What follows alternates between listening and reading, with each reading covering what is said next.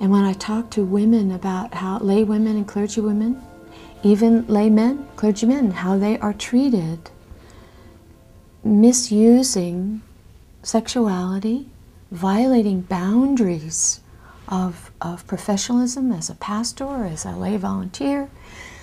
It seems like when you go to church, boundaries don't matter because we're all family, we're all friends, we all hug. Well, there's some outrageously terrible stuff that can happen there because people are vulnerable there.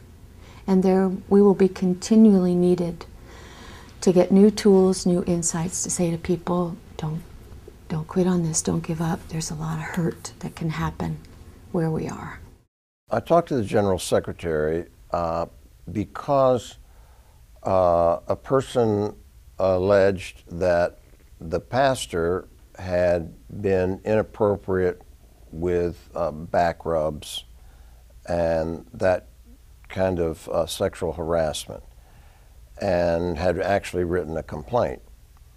And so when I interviewed that person and was clear her perspective, I interviewed the pastor, and the pastor actually indicated that he had rubbed the person's back, but it was in no way sexual, and it had only happened once.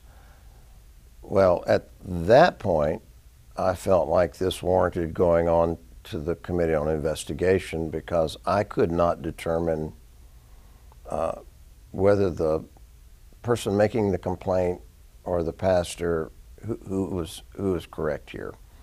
So I called the General Secretary and said, this is what I have and this is my steps. What is your counsel? Am I doing the right thing? And then I would like to copy all correspondence to you that I have up until the committee meets. And I'd like for you to just please call me or let me know if I make any steps that are inappropriate or should have been done differently. It was also very enlightening for me to learn about sexual harassment issues in the life of the church.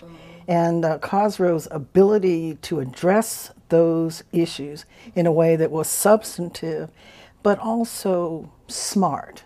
The issues were handled, there wasn't a lot of fanfare, there was not a lot of hurt, but issues were addressed. And I've always been impressed with the way that Cosro addressed that, and at the same time helped educate the church around those issues and the need to be diligent.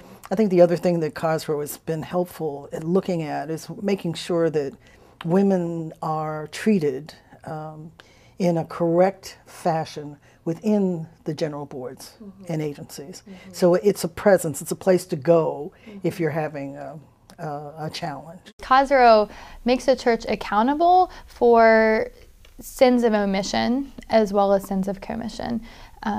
And I think that we do a good job of raising awareness, telling our stories, sharing stories, and helping women feel like they're not alone in all of this. Especially in cases of sexual misconduct, clergy sexual misconduct, when we hear these stories at Cosro and testimonials from other board members, it just breaks your heart to imagine that we live in a world where this still exists and the church sometimes sweeps things under the rug.